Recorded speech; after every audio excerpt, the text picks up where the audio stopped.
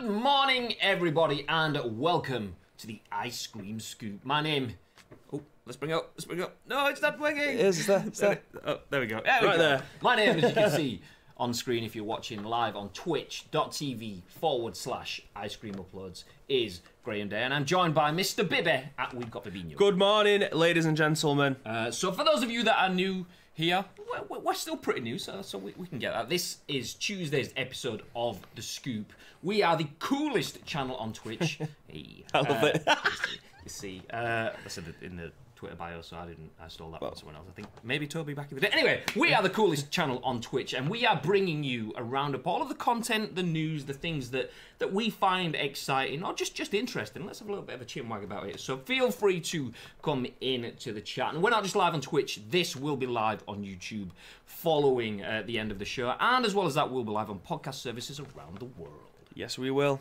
So, Bibby. New show, second day? It's second day. I mean, yesterday we're taking on the feedback. We made the studio brighter. We've brought the mics closer to us. Some say too bright. I swear to God, honestly, anyone who's been in the studio, we usually have the lights on about 4 so we can actually see, because the camera's in between 2 sets of floodlights on either side of the studio. So we've whacked it up to 6 and it's still too bright. it's usually, because of the way that the lighting is, usually we have the studio with 3 screens just in front of the desk in front of us. And for those listening on podcast services, my arms are everywhere! So we have 3 screens in front of us, and we have, like, as you'd see in any normal broadcast studio, 4 ceiling mounted lights, plus we have a box light just there as well, as you can see with the lighting behind me on the walls. But yeah, to make things a little bit brighter, we've had to like crank everything up, and because we're not used to it, we're all just... And it's 10 o'clock in the morning. So it's usually like nice ambient lighting. However, we've brightened it up for you. I mean, it's no use to any users that listen to some podcasts in the car later on. It's I have absolutely no interest to you. But those of you that are in the Twitch chat now, welcome. And for those of you listening on podcast services in the car later on, welcome. And those listening in headphones like, what just happened? As I stroke the mic. But yeah, this is Tuesday. This is our second day of doing the scoop. As you can see, we've taken on, as alluded to before, we've taken on some feedback. We've brought the mics closer to us. We've brightened up the studio. We've also added some little props to the edge of the desk. So we've got the Pro Evolution Soccer 20 ball, and we've also got, what's that at the end of the desk there, Graham? Well, this, and for anyone that is watching live on Twitch, or even watching the video on demand on Twitch, this over here is my very own Ice Cream Uploads eSports jersey. So exclamation mark merch if you are watching on Twitch. If not, then just go to Gamers Apparel, the website, and just search for Ice Cream Uploads. You'll find the Ice Cream Uploads store there. So the Grade A, that's my obviously name. And there you go, the Jelly and Corsair sponsored Ice Cream Uploads eSports jersey. We have more merch than that though. Check out Gamers Apparel. And like I say, search for Ice Cream Uploads on there. You'll find that we have a t-shirt, a hoodie, an eSports jersey, and a baseball cap. I believe we're getting a mug as well. Shout out to Connor, who's in the chat. Buzzkill Esports, dropping the link in. Thank you very much, Buzzkill. Yeah, Buzzkill Esports. I mean, they're the guys that should be getting us the mug on the store. I absolutely agree. I don't believe that I've seen a mug there yet. I mean, well, there's one that sits next to me all days, and it's to the right of me. Oh, what you meant me? No, see, he sat next to you. Well, you are to the right of me today, so yeah. Chris Kenny, welcome to the chat. Hope you're doing all right, pal. So, what should we kick? Should we kick the stream off today with some positive news? Yeah, let's start with some positive news. Shout out to Shogun Ash, who's in the chat. Yo! Oh, let me just make this. Let me make this bigger. That's what she said. So for those of you that don't know, whilst Bibby gets things ready, we start off. We run through a few pieces of news. Anyone that's in the chat live on Twitch, you can interact. We'll pick off the comments as we go where possible. But yeah, we talk about things that have caught our attention that we think's worth a little bit of a chinwag, and this is the first one, is it, Bib? It most certainly is. Again, we listened to your feedback. You wanted us to read. You wanted to read along with us. For those of you that are watching live, you wanted the show notes. You wanted a live watch along with whatever it is that we're reading. So today's one, I plugged the HDMI cable in, and we're going to read it all together. It's perfect. So professional at Ice Cream Uploads. We have HDMI technology and a stream deck that works when it wants to. It's perfect. But yes, today's first story then comes from Streamer News, which is a quote to you from Stream Elements. Mixer has lost viewership percentage in recent months to Twitch despite Ninja leaving for Mixer. Let me just quickly jump in there and say that I was the one that added this to the news list, and just like I did yesterday, shout out to my better half Danielle Day for pointing this news story to us. Which is like, that'll be a good one for you to discuss. So yes, I mean, completely behind every successful ice cream upload studio is Graham's wife. BK Connor, thank you very much for the 7-month resub. So continuing with the Streamlabs story, then we got curious about the state of live streaming across the major platforms: Twitch, Mixer, YouTube Live, Facebook Gaming. While the numbers are in, see below for the Stream Elements Q3 report. So I'm just gonna. Can you re-see that, Graham? Yeah, basically, Twitch has a 75.6% share of all hours of video gaming watched per platform in Q3 2019. I'm assuming it's video gaming. I've not actually fully digested this graph before. Whereas Mixer has a 3.2%. The only thing I don't have there... in September, Twitch, YouTube Live, and Mixer all experienced the lowest amount of hours watching Q3, but this is traditionally a slower month year over year. Understandable, because the games industry has a lot of early year releases and end of year releases. Q3 is that sort of like E3 sort of time. Hey, look at all the new stuff that's coming that's not out yet. We've got Gamescom as well. Yeah, exactly. And also in September, they had September on Twitch as well, which obviously incentivised people to come to each other's channels, sub for £2.50 or $2.50, whatever it was. Have they continued? Like last year, they had September, and being a Twitch partner, probably should know this. But last year they had September, and then they allowed you to carry on that subscription for £1 in October. Have they done that this year? I haven't seen that. I mean, if anyone's in the chat that can confirm that, that'd be great. But I haven't seen that. Usually, like Twitch hammer home there. Anything to try and make money, so I haven't seen that, to be fair. Yeah, not seen anything about that, says Connor. Thanks very much, Connor.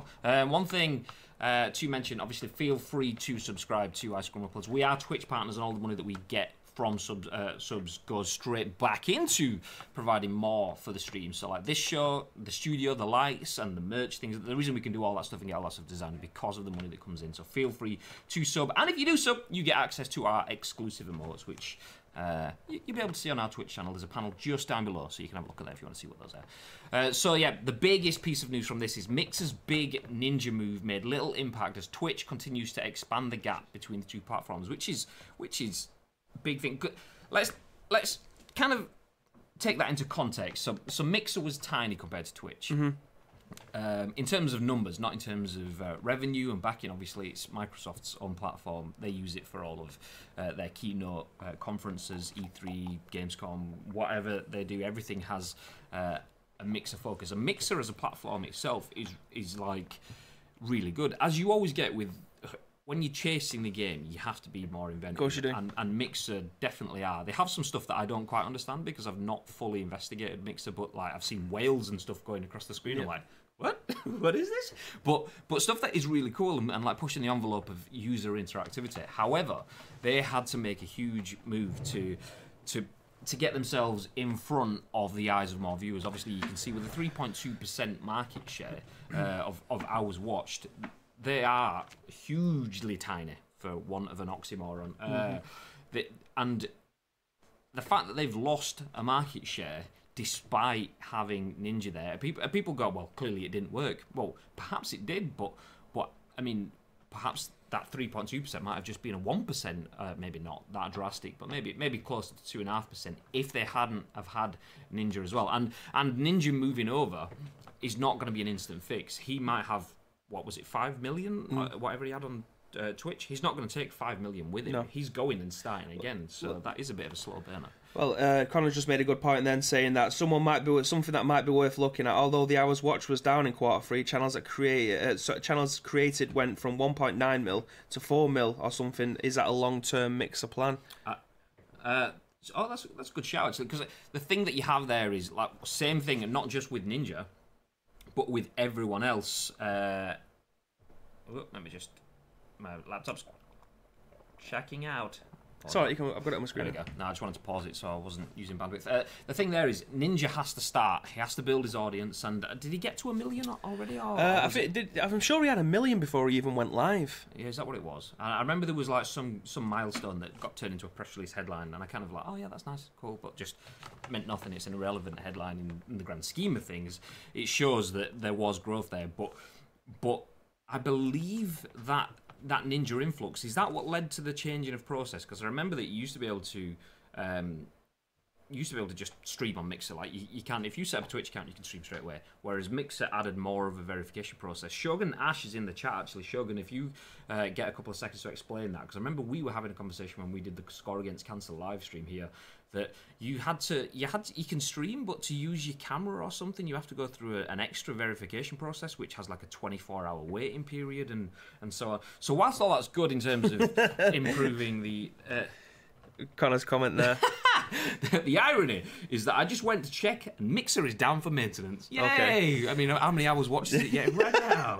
But Connor, again, I know we keep on talking to him, but he knows quite a lot about these other streaming platforms.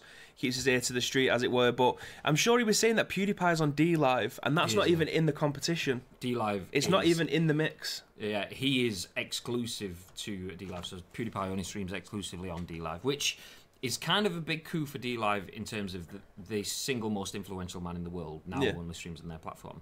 The thing is, PewDiePie doesn't stream very often. Well, that was what I was going to say. Like, as he is a content creator, out and out YouTuber, he's the definition of a YouTuber. However, he likes to stream in his spare time or whatever. But how much money do you reckon exchanged hands for him to possibly stream twice a month on just one specific platform? I reckon it's probably substantial enough because it's PewDiePie. But it's probably also, I say probably, likely also, or possible, for want of a better word, that maybe it's not that much at all, really, because he doesn't stream that often. For him to just move to a new platform, be a figurehead of DLive, if it takes off, PewDiePie made it happen. If it doesn't take off, then, oh well, do you know what? I did something, got some money for it. I'm not really bothered. That's it. It's at the end of the day, it's still money in his pocket. He doesn't care. Well, I imagine he might have a very small interest in how it plays out, but overall, as long as he's getting money, I don't think he's going to be that bothered about it. The interesting thing about DLive, though, is, I mean, Mixer is obviously Microsoft-backed, all based on subscribers, viewers, and that's their revenue stream. Obviously, the program itself wants to sustain itself, but it has the backing of Microsoft, whereas Amazon backs Twitch, so there's all of that marketing machine behind it, whereas DLive is different in terms of that's the one that is not cryptocurrency. So that is the one that is. I was having a conversation with Connor on this. There we go. PewDiePie was more of a marketing ploy for the great DLive business. They own a cryptocurrency, and it's part of a large. But there you go. So the whole DLive setup is based on cryptocurrency. I don't know exactly how that works, but yeah, let's. No, the question was talking about wasn't necessarily about cryptocurrency and DLive. It was about Mixer, Twitch still growing massively, still getting more of a market share despite losing the biggest name. Yeah, and I think that's probably a good thing, because for everyone else, in terms of that's 5 million viewers on Twitch that now either jump with him or think, oh well, I live on Twitch. This is where I watch my content. So you can still get donations and everything through Mixer and things like that, can't you? It's not. I imagine it's just as easy as it is on Twitch. Yeah, Connor's doing all the work this morning. Thank you very much, Connor. Connor is one of the ice cream team, by the way. There is a lot of us. If you're on Twitch, just scroll down to the panel below. You can see there's quite a few people there. We have a new website as well. Let me just jump in there. I want to say it's icecreamuploads.com. You are absolutely correct. I couldn't remember if we were .com.uk. Clearly, well prepped for this. Well done, Greg. So icecreamuploads.com. Shout out to Connor once again for putting all the effort in to bringing our website live. There you can see profiles from all of the team, plus a few articles and things there. So if you go check it out. Anyway, Connor mentioned when talking about Mixer that it essentially has all of the things that Streamlabs brings to Twitch, but built in. Right. Not all of the things. Yeah, I think Shogun mentioned that as well. He said Mixer's basically has all the functionality that Streamlabs adds, but natively. Oh, maybe it was so perfect. Maybe it was Shogun. I've just given Connor a big high five. And it was all Shogun. Don't worry, Shogun. I got you back, mate. I got you back. I'm out here listening. But yeah, I mean, like Connor's, Jesus Christ, you might as well get him in the room and just stand there and shout stuff on the other side. But like you said, it's just marketing ploys to try and get people to use the platforms. People do it all the time. If it's a marketing campaign, we want to get the biggest star possible to push there. Robert De Niro was doing Warburton's adverts not long ago. Do you know what I mean? So it's just one of them things. You put someone there. Stallone did them as well, didn't he, or something? As well. Was it Sylvester Stallone did a Warburton? Yeah, and Peter Kay did as well. So Peter Kay you can understand because he's from Bolton. Yeah. But like Sylvester Stallone. But yeah, it's one of the things, isn't it? Just want to read out the adventurist, which is Alastair's from the Ice Cream Team's comment. I came here to listen to some sweet scoop talk and chew gum, and I'm all out of gum. Yeah! Nice Duke Nukem reference there. Nice one, mate. Shall we move on to the second story? Let's do it. Let's toddle along. What would you like to cover? Shall we cover? We've got about 6 or 7 things here for you today. So we started off with something nice and bright. What should we go for next? I'll pick off one only because I kind of half looked across it this morning. So this is a Eurogamer story written by Vikki Blake, which points out that Tom Clancy's Ghost Recon Breakpoint. Her review says it's a limp and lifeless spin on the Ubisoft formula, which is, I mean, I'm gonna be kind of make 2 points here. I mean, from what I'm reading, I haven't touched Ghost Recon Breakpoint. To be fair, I'm massively neutral in this. I mean, I really like Ubisoft and a lot of their games.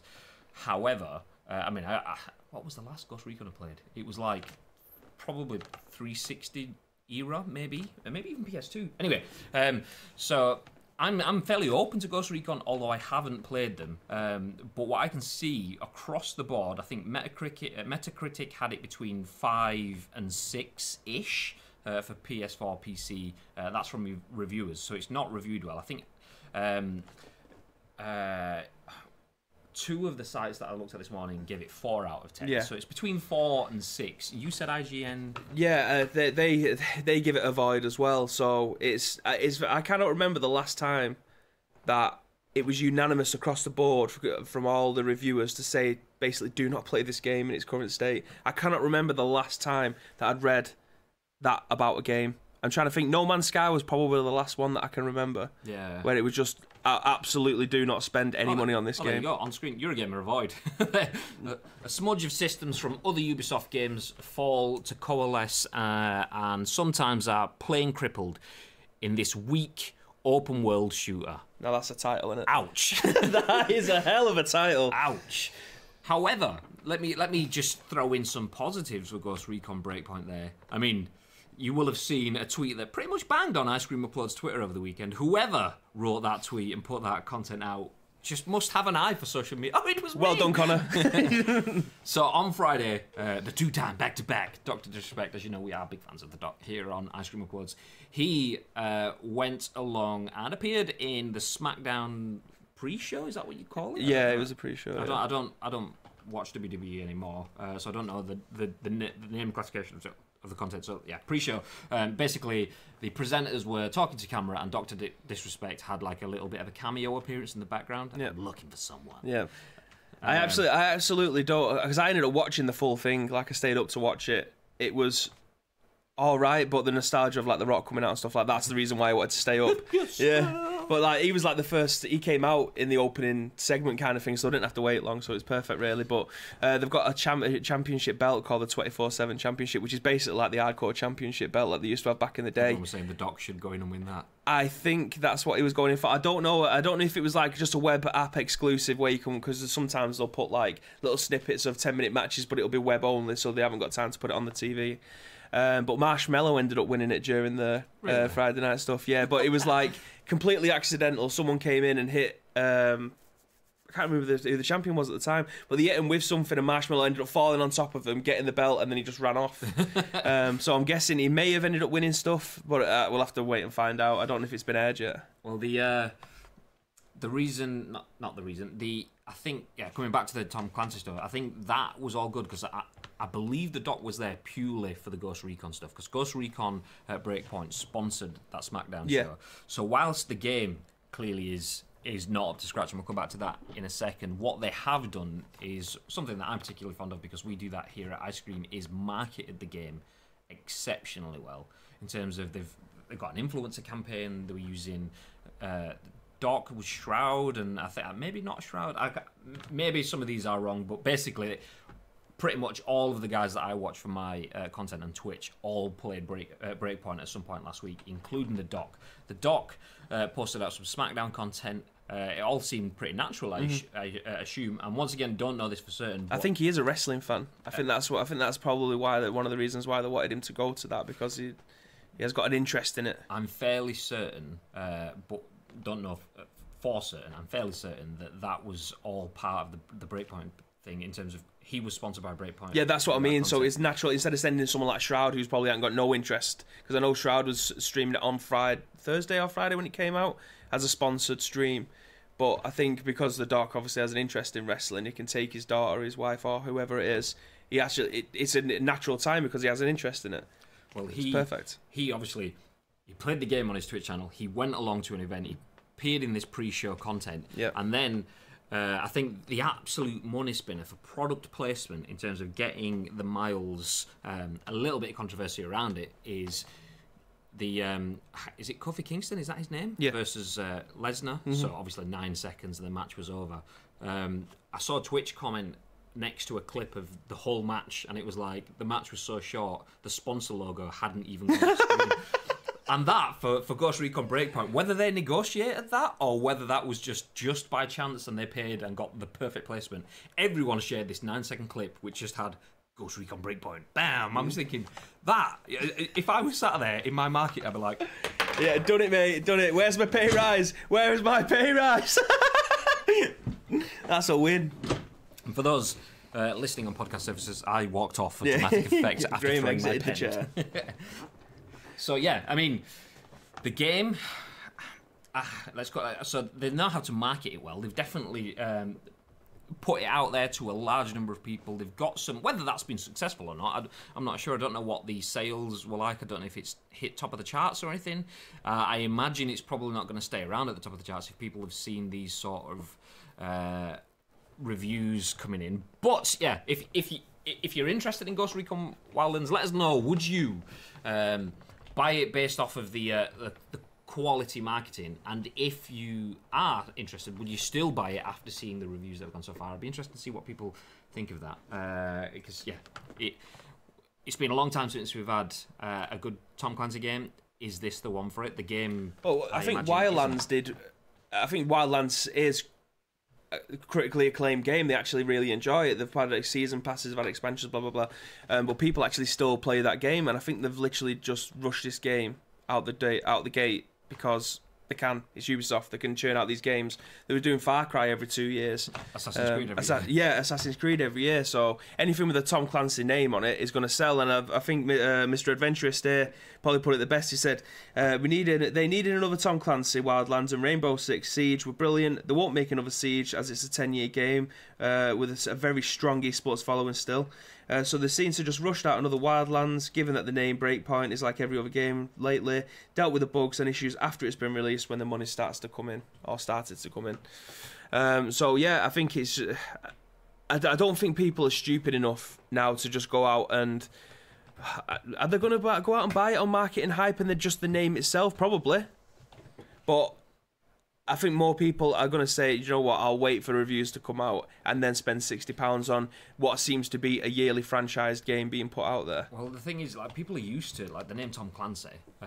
It transcends gaming. People expect quality from Tom Clancy. So I think, obviously, they can sell just on that. It's like, we will come onto it in a little bit more time, but it's like Mario Kart just will guarantee a sell of the game. So just putting that moniker on it kind of works for it. So Tom Clancy is one, Ghost Recon is another one. They're definitely gonna sell based on that alone. It's just whether, I mean, like Alastair put there, deal with the bugs after release if the money's still coming. If people are liking it, if people are buying it, then they'll fix it. But if people aren't, they'll go, oh, you know, never mind, let's cut that one. Well, that's what they've done with Anthem, haven't they? They released that. That was, in fact, that is probably the newer No Man's Sky.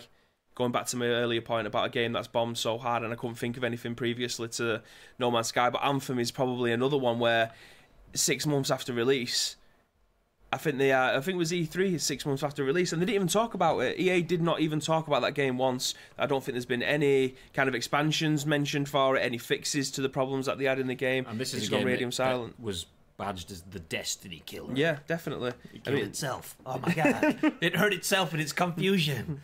But yeah, I think it's got to do something quick. If it doesn't do something quick, then you might as well just kiss bye-bye to this game. It's not. Is it an online-only game like The Division is?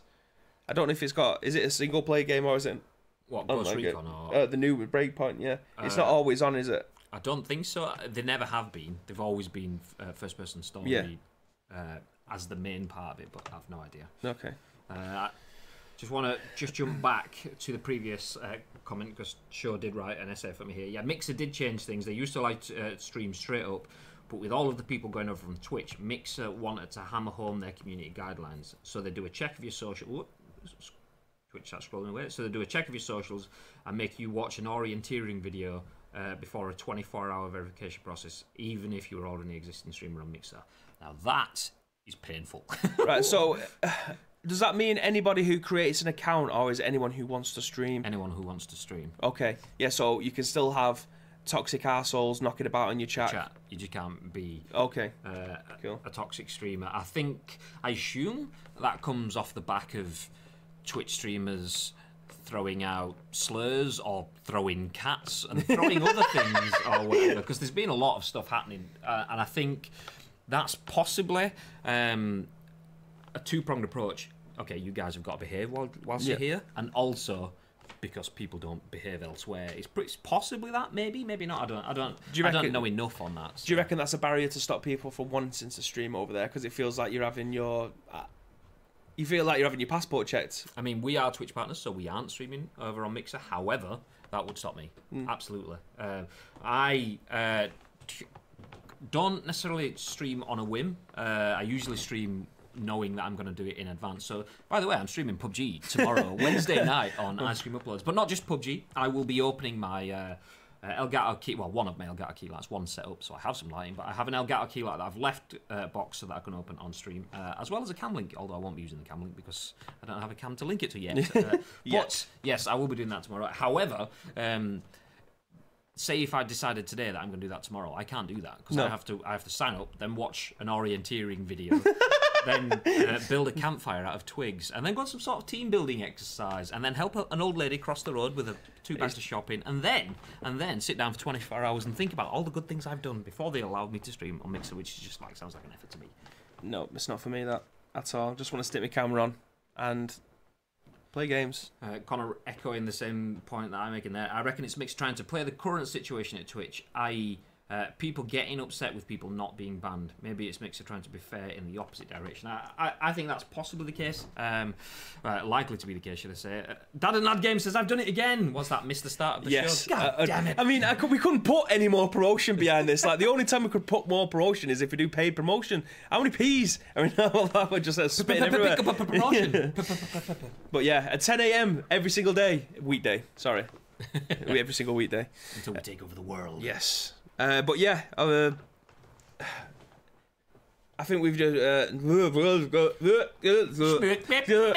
Next Gen Renegade says in the chat that if they want to bring any kind of Tom Clancy back, it has to be Splinter Cell, which is a franchise that I have never played a game in. Do you mean Ubisoft's Metal Gear Solid? That's pretty much it. Yeah. I mean, if they wanted to do it, I reckon they should do. This is just a pipe dream kind of thing, because I probably would play this. If they did a VR Splinter Cell, because I think that would be pretty cool. See, I think any sort of like stealthy game. I mean, I'd love to be in a world where, do you know, I'd love to be in Ready Player One, the film. Yes, I would love that. I want a full... They've made one of them, you know. Oh yeah, they've got the watch and the like a vest. So if you're getting shot in PUBG, yeah. See, I'd love for all of that to work though, like properly, and I don't want to play a VR game that looks like Games Master from BBC Two, or what was that other game, Nightmare or whatever it was, that used to look like VR, used to walk around and the room was like all polygons, like blocks and things. And I feel like VR steps back for me, and I am a modern gamer in terms of I see like the breaking lines of pixels, and I don't tend to go back and play many games because they just don't age well for me. I want HD textures everywhere, and I think that's what does VR for me. So I'd love any sort of shooter game to be like full VR. I want a military roll into my fireplace in my living room kind of thing like that. Yes, all over this. Someone made one of them though, didn't they? Where it was someone on a treadmill, like a 360 treadmill, and you have the AR gun or whatever it is. So they've done that sort of stuff. However, it never looks quite right, and it's always a bit clunky. I remember watching Shroud. Someone made a video called PUBG VR. Yes. It was like a battle royale kind of thing, and it looked pretty cool, but it was just all like clunk, clunk, clunk, clunk. So I think coming back to the point of Tom Clancy and Ghost Recon, I think that would work so much better because you don't have the quick reaction stuff. You can just spend more time in building the environment, and it's all about like ding ding ding. Huh? What was that? Get the guards to go one way, you go the other way. But on the PlayStation VR, they have the cameras as well, don't you? So if you could have it so that when you crouch down in real life, your character crouches down. But they tried to do that with a Kinect sensor about 10 years ago, and it just failed miserably. Like, it was shocking. Want HD pixels, but you play PUBG. That's a good shout. That's a great shout. I mean, it's a lot sexy on PC. To be that's it. Says the man who plays it on PS4. He's not playing it on the Xbox though, where you're loading, like you said yesterday, and this building's not there, and you get stuck under a staircase. The worst thing is when you play on the Xbox with Craig and your teammate's not there. Ooh, cheers. So Connor says the 360 treadmill thing looks amazing. I might actually lose some weight. I agree. Not about you losing weight. I'm not calling you fat because I'm fat. I've got tits. And if you want to see those tits, twitch.tv/ice cream uploads. After 9 o'clock on Friday nights. Moving swiftly on to our next news story. I think we'll go for something that's... I did allude to it this morning. I've said allude twice. I've never used that word before. In my tweet saying that we have a story that's possibly stupidly unbelievable. It's kind of common sense, but also like why people use that terminology. You're going to find out why in 1 second. Boom. Is this something you've alluded to? It's something that I've alluded to. So, yeah, we can go on the right-hand side. This is again by Vikki Blake on Eurogamer. New legal challenge accuses Epic of knowingly creating the very, very addictive game, Fortnite. Okay. How do we unpackage this one, Graham? I mean, full disclosure, haven't read the article. However, we did have a chat based on that title. So I'm doing the thing that I hate, where people like comment on videos and haven't seen the full video, and it's like... I mean, well, the title suggests that a game has been created knowing full well that kids are going to be playing this game and get addicted to it, but... It's baffling. I mean, addiction comes from... I mean, I could be wrong. Feel free to let me know in the comments if I am. Addiction comes from really liking something. Obviously, addiction is taking that further, no doubt, and there's all sorts of psychological processes within that. But a new legal challenge accuses Epic of knowingly creating a game that is very, very addictive. Surely that's like taking it too far, and basically they're saying Epic has knowingly created a game that it wanted people to really, really enjoy. Because I mean, if I do anything that I create, chances are it's either for me or other people. This stream or this podcast that you're listening to, we've created it knowing that we want you to enjoy it, kind of thing. I mean, ideally, you'd have some level of addiction, i.e., maybe it isn't addiction. Once again, this is where I'm stumbling over the words, kind of thing. But we want you to enjoy it enough that you will come back, that you will repeat that behaviour. Absolutely.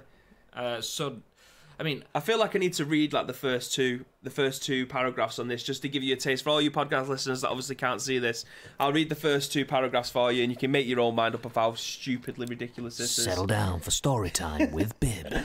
This looks like it's a direct quote from somebody's parents, so I'll start off with this, which is a subtitle. If we knew it was so addictive, it would ruin our child's life, we would never have let them start playing Fortnite.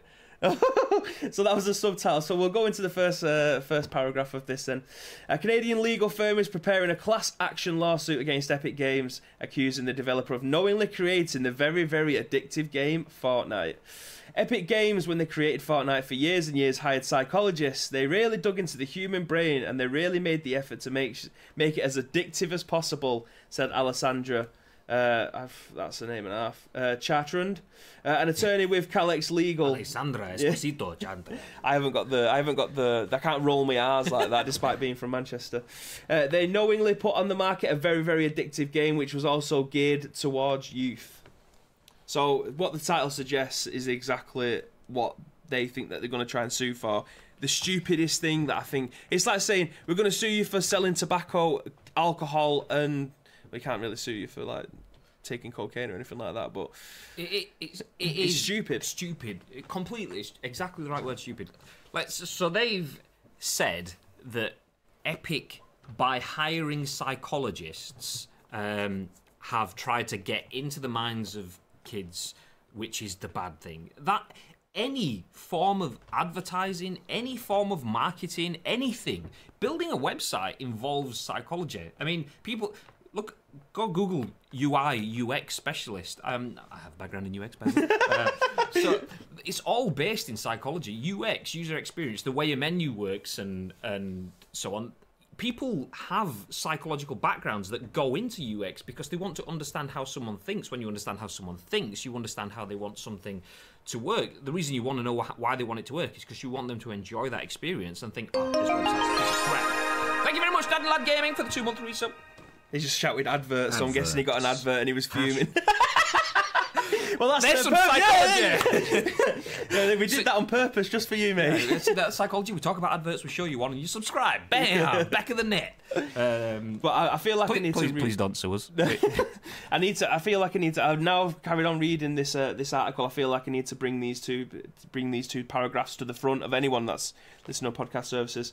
The legal notice, which was filed on behalf of the parents of 2 minors aged 10 and 15, also draws on the recent decision of the World Health Organization to list gaming disorder as a disease.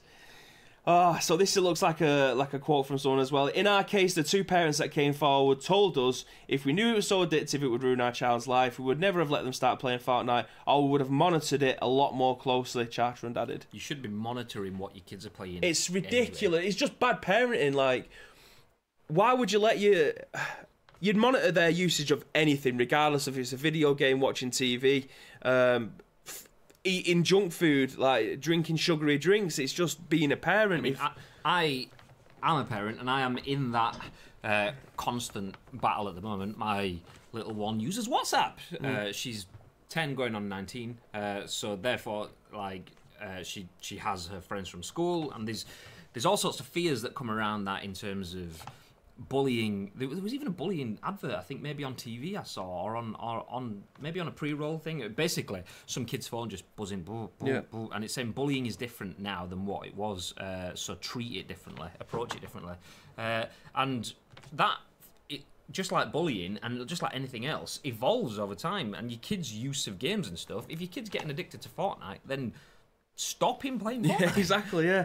What BuzzDev Peep in the chat just said, it has no legal merit. If that was the case, every bookmaker, casino, online poker site would be closed, given that any gambling game can be addictive. Again, it alludes to just taking everything in moderation and stop being an idiot.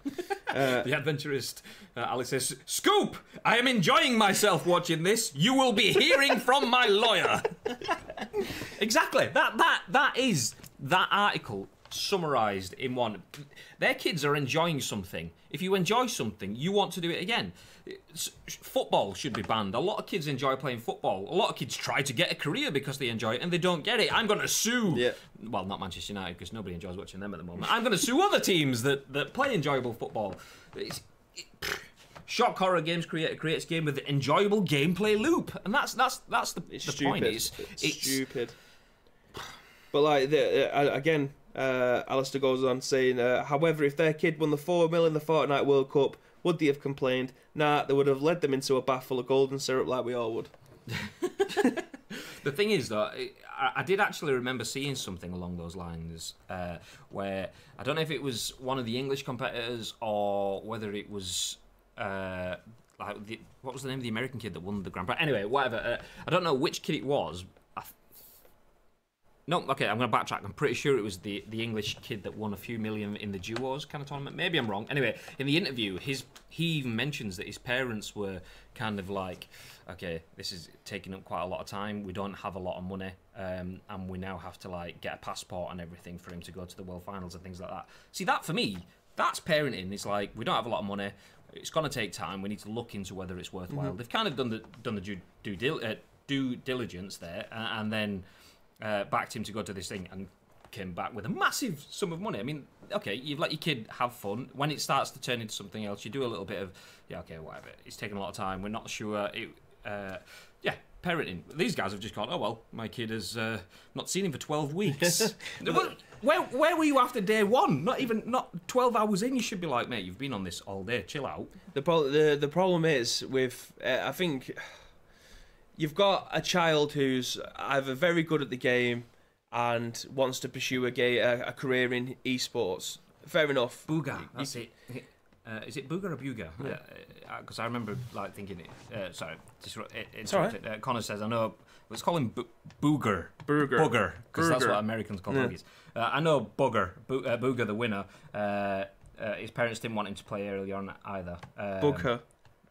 Bugha! Well, the winner, his parents didn't want him to play early on because of the amount of time and so on. But yeah, sorry, carry on. It's just... It seems playing games like this is such an old man thing to say, and I'm literally only 28. When I was growing up, there wasn't that much of an esports scene, especially when I was a young lad. Obviously, there was things like Quake and Doom eventually, and all the other like when was CS came out originally? Was it 2001? I think maybe. The Source, I can't remember. Anyway, there was a very small esports kind of scene. Nothing compared to what it's like now, with millions of pounds being put on the line and things like that. And the fact that you can just go onto any stream, like people are watching us now on Twitch, at any point during the day, you can go onto Twitch and you can watch someone, especially someone like Shroud, who is insanely good at, it seems, any single game.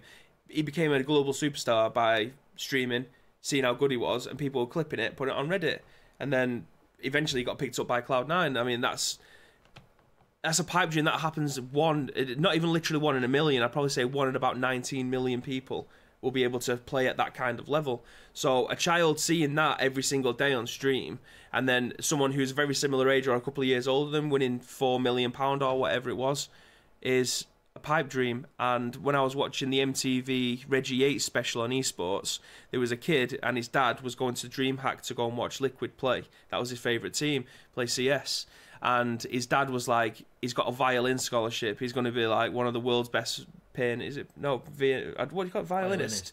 But one of the world's best violinists. I was going to say pianist, playing the violin. But yeah, he was going to be like one of the world's best violinists, and he got a scholarship to have a stupid amount of money and earn lots of money for it. But it was a 16-year-old lad that only wanted to play CSGO. So his dad was like, right, okay, we'll see what it's like. It was his first esports event to go to. He got on stage, he had a look at the stage. It was so much money being thrown around. It was his favourite team. His dad was kind of like coming around the idea of, yeah, actually this could be something that he could get into if he's good enough, but what are the chances of him getting there? And he's going to throw away a scholarship. A shelf life of an esports player isn't that long, especially at that young age. I don't even know what the oldest esports player is at the moment. Well, I'd probably say 30. I'd say Connor might be able to back me up in this. Is it probably 30? It depends. It depends on the sport. We've had players over 40 in our esports events, and they're official esports events. Well, your reaction speeds go down and everything, especially something like CSGO or maybe Halo or any kind of first-person shooter. Right. It's a little bit different than playing a sports game. In the chat says 34, I think. So we know. So if we're rough ballparking, we don't know anything officially to say. Rough ballparking. I know the human body and reactions tend to drop off around the age of 28 to 30. So by about 34. Mate, my reaction speed is long gone. I'm 38 now, says some monkey. But there was going back to the Reggie Yates documentary that I watched on MTV. The captain of Liquid, can't remember his name for his CSGO team, and he was the oldest. He was the same age as me, and they was going through the same kind of sports psychology and the same kind of sports rehabilitation that the Dallas Cowboys, I think it was, the NFL team, they would use the same facilities that all play in the same place. So they'd go through, they'd put their hands in this machine, it'd tell you where all the stress fractures are and things like that. And the manager of the team was just like, he's getting old now, we need to start looking at other people to come through. He's the same age as me. So if it'd say that he's been in esports for 10 years, he didn't go to college, university, fair enough, he may have earned enough to not be able to do anything else for a long time. But if he didn't, and he failed at absolutely everything, what's he going to do? He hasn't got anything else to fall back on, and that's the issue, which I think is why they want to try and put these class action lawsuits forward, because the kids now don't want to learn, they just want to play and to see if they can become an esports star. I think that's just something that evolves with time. I mean, I mentioned football. A million years ago, footballers were where kids wanted to be. I assume there's probably been similar things with music. Everyone wanted to be the Beatles probably at one point in time, and there was probably some sort of thing with stage plays and so on. I mean, and then whatever, as times have changed over there, there's always a demand, there's always a popular trend that the kids want to rush towards. But your job as as an educator and as a responsible parent is to make sure that your kids have got life goals. And if it is in esports, not that esports isn't a life goal. I work in the games industry, so I'm all for it. But you make sure that if you go for esports and that's not your future, then you need to have a backup. Absolutely. And esports itself, I mean, I'm an advisor for the British Esports Association. They are working on making sure there are backup plans. So if a kid does be successful in esports, but in an area where there's not a lot of money, once his career finishes after 3-4 years at the top, where does he go from there? So they're trying to make sure that they can get into management, into casting, into content creation, and so on like that. So there are ways to go, but obviously that's why footballers go into punditry or they go into management after their careers, because they've got either there might be a personality like Jimmy Bullard, who now presents Soccer AM, because obviously he was good enough as a footballer. He's retired. His personality is incredible, and he needs to be on TV, kind of thing, and that's what he's pursued from there. But where do the esports stars go after that? Are they going to be in coaching positions? I imagine that's what they're going to go into. Comment in the chat from Shogun says it's the same with sports though. Football clubs provide education packages for their young prospects. Over time, esports teams and leagues will do that too, but ultimately it falls on the parents, which is the same thing with football too. I mean, they do provide education packages, they do provide support, and then there's a lot of kids that still come out of that without much suffering. Someone in my family played for the mighty Giants of Huddersfield Town. Played first team football, a couple of games, didn't really work. He got all the way through the academy into the first team. Played, I don't know if they were in the Championship or League One at that point in time. Either way, he played professional football, but kind of then went out of that and he was doing like manual labour stuff, nothing completely related. So he had all that support. So he then, despite all that support, still fell out. It happens. It's one of those things. Absolutely. So it's about some people see it as a job. What the just see anything in sports, like some people say a footballer is a job. I like it, but after I finish playing, that's it. I'll go and do something else. Like what's he called? Reece Wabara used to play for City. He ended up going on loan to Bolton at one point, but he just doesn't play football anymore. And he's 23 or 24, and he's got a global fashion company now instead. He just doesn't want to play football. So yeah, sorry for some. Yeah, just a little story about meeting footballers as well. I was in Fifth Ave at one point, and Michael Johnson told me and my mate to fuck off when we asked for a picture. He just out on the piss, and this was years ago. Like, he was still playing for City at the time. But that was a little segue. Anyway, shall we move on to the next story? You prep the next story. I'll just jump through the comments in the chat. So, one comment I did see talking about human development and 34 being sort of like the peak age and your reactions drop off. Connor says, I think after 21 you stop increasing reactions and start decreasing slowly, which is a good point, but this is probably a point that hits the nail on the head more than the others in terms of my personal opinions and it being representative of me. Is my reactions are perfect for catching a falling pizza, not for hitting 800 metres headshot. Exactly, Dad and Lad Gaming. That is me. If our reaction speeds go down, then why can dads catch a falling kid in a split second? That's a shout.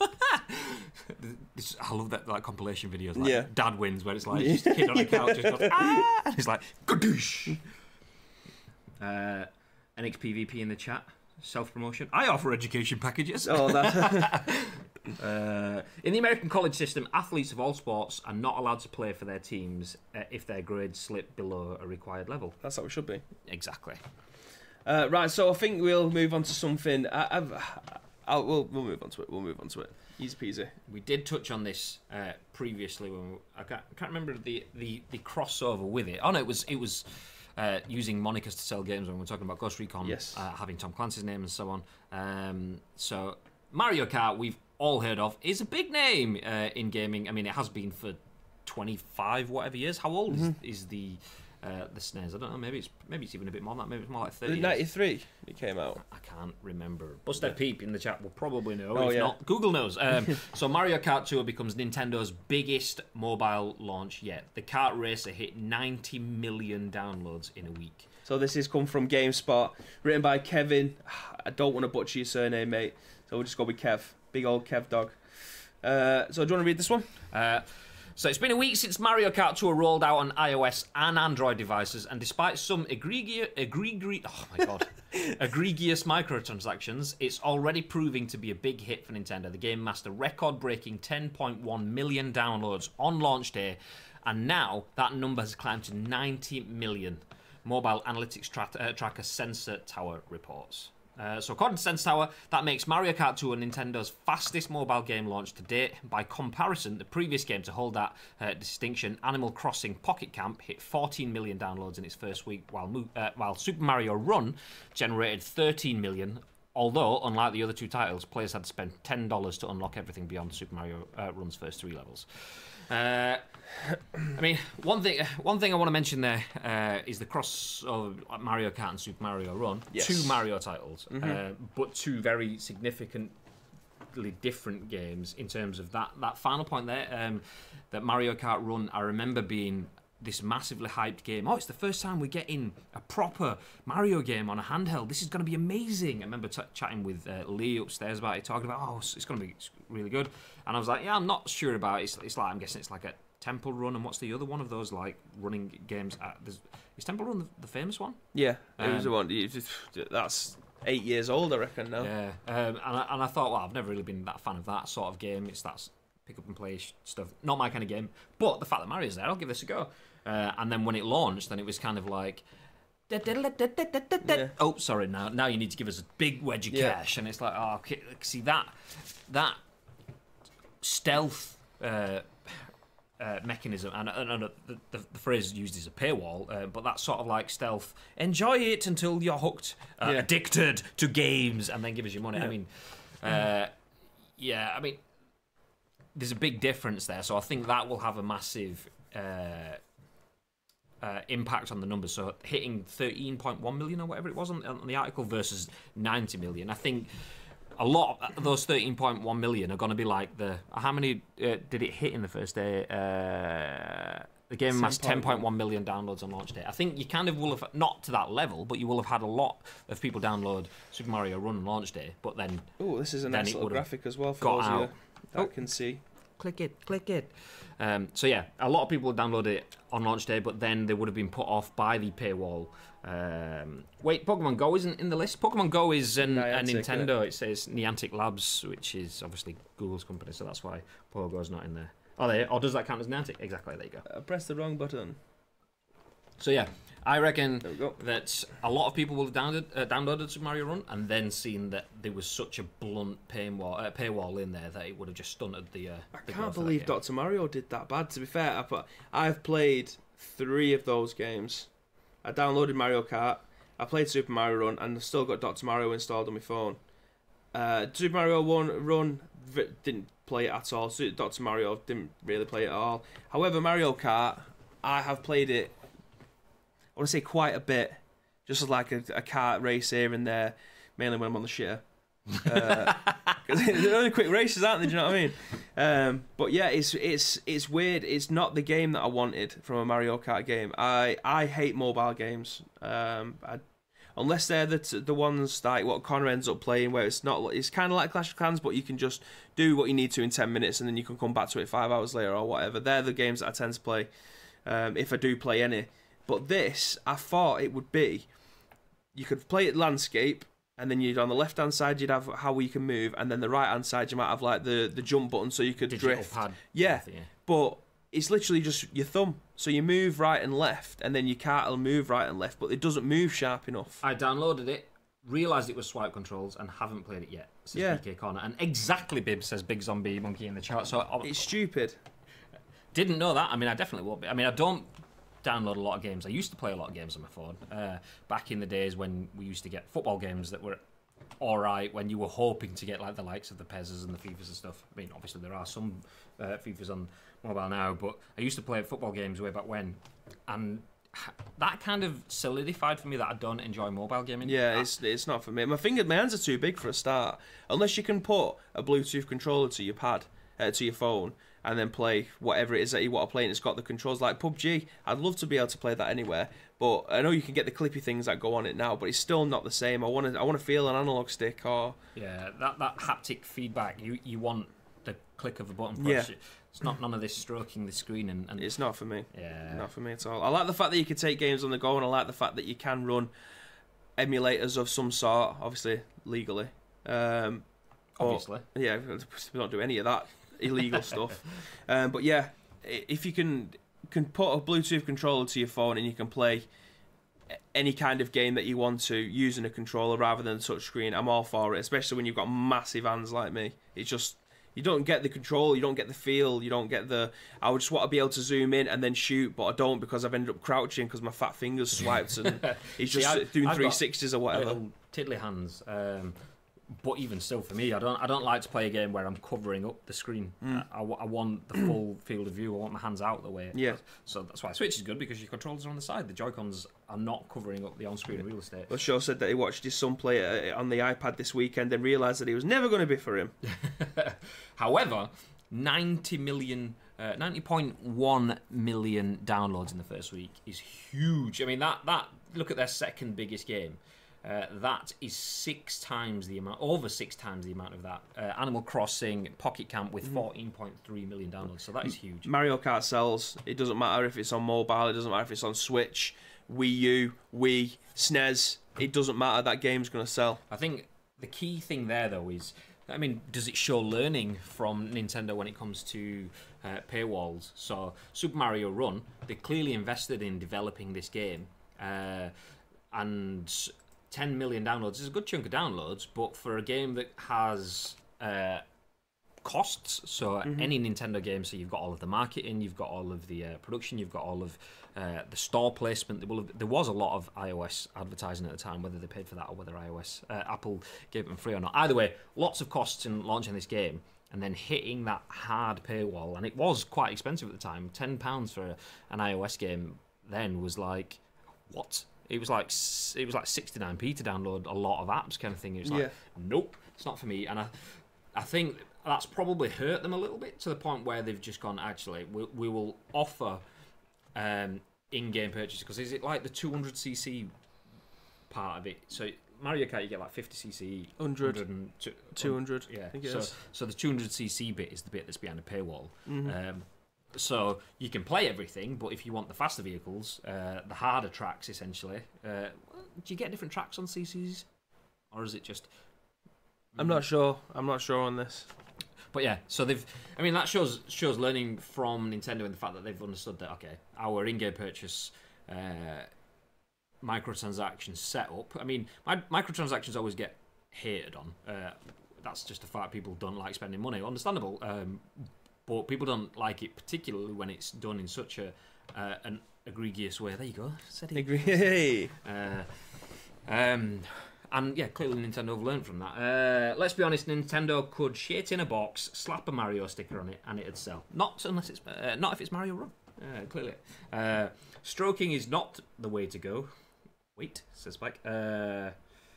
Mario Kart even sells as crappy quality scale extras. That is true. I've seen those, and I was tempted. Right, I'm reading this, and do you know what's actually happening over there before we go through it? Because I think we'd need to know the full context. I don't know it. I think we can read the title. Yeah. Well, so we'll move on. So this next one was something that I saw this morning, and particularly you guys in the chat, if you know anything about a couple of levels of things. So Hearthstone, if you know anything about Hearthstone, that would be useful. Hearthstone's eSports, that would be useful. And then when it comes to political stuff, something we don't tend to step into on Ice Cream Uploads, mainly because we don't have the knowledge to do the conversation justice. So at the moment, there is a lot of heated political conversation around Hong Kong and liberation from China. And I believe, and I could be massively wrong, so please feel free to tell me, and I apologise if it is wrong. I believe China was trying to enforce laws in Hong Kong, which meant that if people had committed crimes against China and were in Hong Kong, they could just extradite them whatsoever. Back, I believe that's what it was. And naturally, people of Hong Kong were saying, well, we make our own laws. China shouldn't be able to enforce that. I believe that's the case. Maybe I'm wrong. So then there's been lots of protests. There's been, I'm pretty sure there's been actors, there's been models, and there's loads of other people standing out for their opinions on this Hong Kong liberation movement, trying to get them away from China's rule. I don't know if that's exactly, maybe it's wrong, maybe that's a biased version of it, because I'm only going off what I've seen on social media. Anyway, let's fast forward to this story. Hearthstone Pro banned after calling for Hong Kong liberation during stream. So Blitz Chung did he win a tournament, I believe? And in the post-tournament interview, he was being interviewed by two casters on stream, and they asked him for comments, and his comment was something along the lines of, does it actually say it on stream? Yeah, but Go on. No, I didn't know whether or not I wanted to read it out, but we'll leave it on screen anyway. If we read, I mean, we're not saying anything wrong. We're not casting. We shouldn't comment out of fear of not. Yeah, this has been put on IGN anyway by, I think it was Matt Kim. Matt Kim. So this has been lifted from what's been said in the eSports stream after he ended up winning. So speaking with IGN, Chung says that he didn't regret what he said during the stream. I expected the decision by Blizzard. I think it's unfair, but I do respect their decision. I'm not regretful of what I said. Chung later added that, like, I shouldn't be afraid of these kinds of white terror. When asked what white terror meant, Chung clarified it describes anonymous acts that create a climate of fear. So let me try and find. It doesn't actually say what he'd mentioned. I think he was just. I think they were alluding to what I said it again. I think it's just referring to what he'd ended up saying at the end about wanting to liberate Hong Kong during the stream. I don't know much about what's going on over there. All I know is that it's just there's a lot of political unrest. That's obviously quite ignorant of me not knowing what's going on over there, but I don't really have much to add to this one. I think if we leave the political situation to the side and then focus on the eSports element bit, which is that Blitz Chung has mentioned a comment, one that arguably wasn't inflammatory. He was saying, in his opinion, I mean, maybe I'm wrong, maybe it is inflammatory. Once again, don't know the full situation. Please feel free to tell me. So, arguably, he feels that his country should be allowed freedom. Mm-hmm. That's an opinion. If I'm reading it right, that's an opinion that anyone should really be able to have. And he's expressed that opinion. Hearthstone have then stepped in, have kicked him from the tournament, have completely revoked any winnings that he was due to be paid as well, and have banned him for a full 12 months from competing again. They've also sacked the casters as well, which said. Yeah, which goes on to, because the two casters, whilst they're interviewing it, have you seen the clip? I haven't seen it, no. I think it might even be a thing a little bit further down. Let's go down and see if we can. There, watch the two casters. If you click that, the two casters. Incoming call. I will ring you back. The two casters. Look, there you go. See them. See, that's them hiding behind their screens because they don't even want to be. They're like, no. Okay, that's not great, is it? So the casters didn't do anything wrong. So this is my issue, and this is where, once again, it's an issue based off of very little. It's an opinion based off of very little information, so it could be wrong. What I'm seeing this as is they have had some sort of nudge behind the scenes, be that from someone within Hearthstone itself and gone, we don't like this at all, let's just kill the whole situation, or be that from China themselves. I've no idea. China being political powers, not necessarily the whole people and everything, but I believe from looking at that, it could be easily taken as someone said, get rid of the whole situation, kick him out, get rid of him for a year, and the casters who didn't stop it, I think they hid and then just kind of went moving on, so didn't do anything. They were just there. Why have they been taken out as collateral damage for something that, whether it was or wasn't offensive, isn't even an issue for them? Why have they been got? Well, the chances are, I think that's a jerk reaction by Blizzard and Hearthstone to just kick them out. I reckon upon full investigation, they'll probably end up getting the jobs back. Him, however, if they've gone against their terms and conditions of don't mention anything about politics, religion, or whatever else. Well, there is. I did see it circling earlier on. There is an article or a snippet from the contract, and Blizzard this morning, I think it was, or was it last night, yesterday? Whenever they announced their actions, they shared a specific slot from the contract, the terms and conditions of being played. Is that it on the screen? This is it, yeah.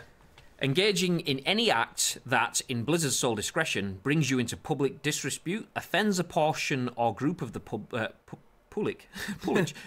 offends a portion or group of the public, or otherwise damages Blizzard's image, will result in removal from Grandmasters and reduction of the player's prize total to $0, in addition to other remedies which may be provided for under the handbook and Blizzard's website terms.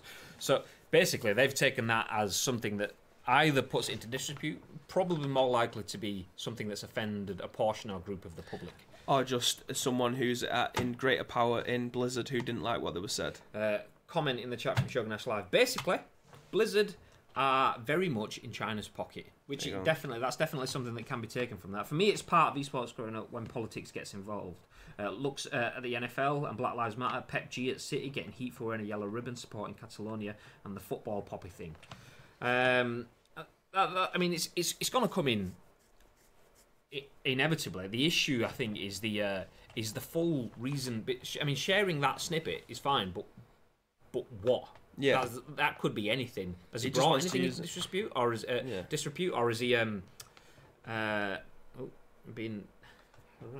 Has it been brought into dispute, or has he offended people? And if he has offended people, have they had a lot of people complaining? Do they have any metrics to show why they've led to those decisions? That's the thing. So I know it's a very political point, and one that we didn't really know anything about. I just think the reason I wanted that added into the agenda is we've done a lot of esports events, big international esports events, and we've had things where people have said things that have then led to people either not being allowed to compete in an event or have had people removed from events. And when we've done that, it's always been clear cut.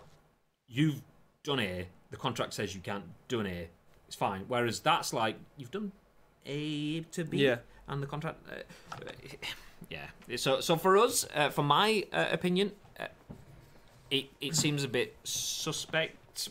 If they want to get rid of him, I can see the contract allows that. But why the casters? I think that's the casters is a bit of a dodgy one. So finally, our final.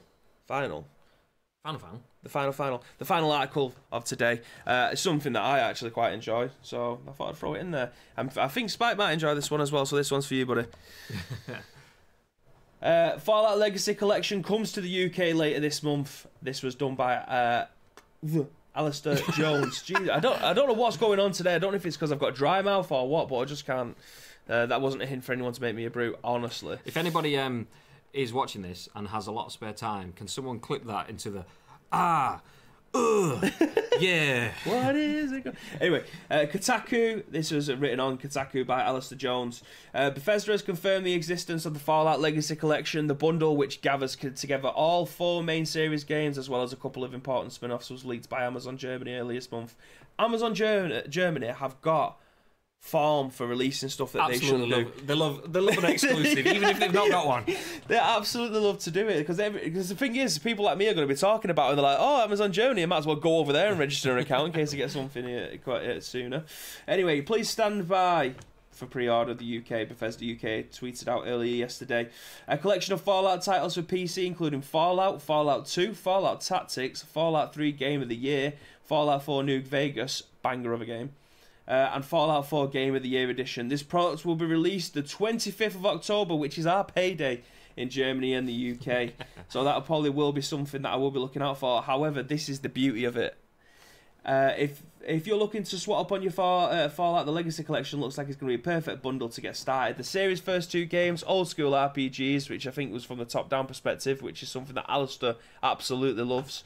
And Fallout 2 feature alongside Game of the Year editions Fallout 3 and 4. This is what I was going to go on to. And if that wasn't enough, the collection is rounded out by the Ultimate Edition of Fallout New Vegas alongside Fallout Tactics, make a comprehensive Fallout bundle. The price isn't bad either. Amazon Germany listed the collection at about £36. Not bad. That is an incredible value for money. See, that is quite enticing to annoying blokes from Yorkshire now living in Salford that have never played a single Fallout game. Have you never? Never. Oh my god. Right, Fallout 4 was decent. However, New Vegas, mate. New Vegas, get that. I've got them all. I've got them all on my 360 bar and obviously 1 and 2 because that was PC games. Fallout has died. Fallout was amazing up until Fallout 4. Fallout 4 was okay, but after that, it's turned into a big pile. I absolutely agree. I haven't played like 76 because of the absolute heated mess it ended up becoming. But Fallout 4, Fallout 3, Fallout New Vegas, stunning games. Absolutely stunning. And the fact that you can get them all on PC for £36, that has to be a day one purchase. Connor in the chat, 3 not like this emote says, not played a Fallout game. I kind of backseat gamed my mate Carl when I was, I don't know, teens, uni sort of age. I think it was the first one. And I watched him doing a bit of that, but it was just... It's probably a game that you can grind whilst you're playing, because there's a lot of grinding. It was just going out, collecting bits to make stuff. I can't remember. And watching someone play that was just like... so that just kind of put me off. I've heard lots of good things, so I'm not against it, but... I think, did I mention it yesterday or did I just mention it to you? I have this weird thing where if I've not played the first one, I won't play the second one until I've played the first one. Well, I didn't play 1, 2 or Tactics because they was on PC before I had a PC that was powerful enough to run him. However, it's top down, and like Alastair said, he's Captain Birdseye. That's a new series that he wants to do because he only plays games in bird's eye view. Captain Birdseye. But yeah, Fallout 3 was the first one that I played from the Fallout series, and it was still phenomenal. New Vegas was just unbelievable. 4 I really liked, but I only played that on my PS4. But yeah, the brilliant games, very good. See, that kind of like opens them up to me. The fact that I can get them all on one bundle is good. Is it just PC? It hasn't mentioned any of this. Only has a box art of PC and been labelled up as PC. I would assume so as well, just from the word. In a collection of Fallout titles for PC featuring Fallout 2, blah, blah, blah, in the tweet, it makes me assume that it's just PC gaming, which, see, that kind of makes them... I can play all of them in one place now. I can go through them all. They're brilliant. I imagine... I don't even know if it's going to be discs. I reckon it's going to be like codes, because you can get them all on Steam. So I'm guessing it's probably just got Steam codes inside that. Just want to quickly jump in. And the same as you, Graham. I need to know the entire story, says Precision TV. And thank you very much for the host earlier, Precision, as well. Noticed that in the chat. Thank you very much. Thank you very much. And everyone here from Precision's channel, please feel free to follow. Oh, I didn't see that flash up on screen. I apologise, mate. It was quite a while back. And got Slack messages popping up from all of the other things that we're doing. But yeah, that's possible. That's one of my favourite things for today, anyway. Again, if you do see anything on social media, if you see any kind of articles that you come across that you think you want us to talk about, feel free to go ahead and tag us in that, or send them to us in a DM, or tag me and Graham in on them on Twitter. We'll put them to our list. We start to correlate the list either later on today and early tomorrow. And anytime we see anything decent, we're going to slap it into our Google Doc, and then we'll talk about it in the next show. Don't forget, obviously, the show is 5 days a week, Monday to Friday at 10 a.m. Jesus, my throat is dry. I'm just like gozzing everywhere. But yeah, I mean, have we got anything else to add for today? Yes. Okay, Graham's got something that he wants to add. I'm gonna... It looks like he's adding something to his sheet. Is it? No, I'm just sending you this image that I sent you yesterday. Okay. Is it on Slack? Yeah. Perfecto. Perfecto. ... That's just to give a bit of space. Okay. So yeah, I was talking about this yesterday, and I have to come back to it. I have to come back to it in prep for my stream tomorrow. So tomorrow evening, actually before tomorrow, let's move through. Today, we're about to wrap up our stream, but we will be followed very, very shortly by Josie, who will be live with more Dishonored content. So make sure you stick around. If you're not gonna stick around, make sure you hit the follow button, and then you'll know when she goes live. She will be back after that tomorrow with the second part, Josie's second stream of the week, playing more Dishonored. But tomorrow evening, I will be doing my Elgato Keylight / Camlink unboxing, and everything's going crazy. My phone, my Fitbit, and everything all buzzing. But then after that, I will be live playing some PUBG as well. And yesterday I slated PUBG, saying that the new crossplay that's gone live on PS4 is pants. And I still stand by that. However, finally, since crossplay came in, I got my first one of these. Yeah! Smashed. Finally got a win on PUBG crossplay. Only 4 kills. How many games did that take you yesterday to get to that? I think it was only 3. And I had 2 pretty decent games. I still stand by my comment though. I think the last circle was almost entirely PlayStation users, which it just felt so much better. Whenever I was playing against Xbox users, there was a couple of games yesterday where I was, I must have kind of gone like in my mind I'm going, boop. Yeah. But not in my mind I'm going boop, boop. But on there it must be like. Yeah, but standing up. The thing is, like, your ping's 28 there, which is for PUBG. That's pretty decent. I usually have between 20 and 30 ping. I mean, often it'll go 150 and then it'll go 900 or whatever. Well, Gears of War just fixed that as well, and theirs in Europe, horrific ping. Really? They've literally just fixed that. Yeah. Well, yeah. Finally got my win. Yeah. So make sure you. If you're here now, please feel free to hit the follow button. Subscribe as well if you want. The option is there for you. Obviously, all funds go back into the channel. Just a couple of shout-outs whilst we are here. Obviously, you've seen the Ice Cream Uploads merch, !merch in the chat if you want to get any of that. You can also see the GT Omega chairs even, which we're sat on. If you want to get yourself any GT Omega merch, make sure you use the code ICU. You will save yourself some money off, and you'll help us. You'll put a little bit more back into the stream as well. There's a panel down below where you can see the GT Omega link. Feel free to use that. That's our affiliate link. Use the code ICU. And shout out to Corsair as well for providing our headsets, even though we don't use them on the scoop. Still spot on. And that's it from me. Anything else you'd like to add? No, just don't forget to tune in tomorrow at 10 AM where we'll be going through, again, all the need to know video games. Awesome. That's it for Ice Cream Upload Scoop Day 2. And until next time, stay frosty. Whee! Yeah. Absolutely love it. Bye, guys.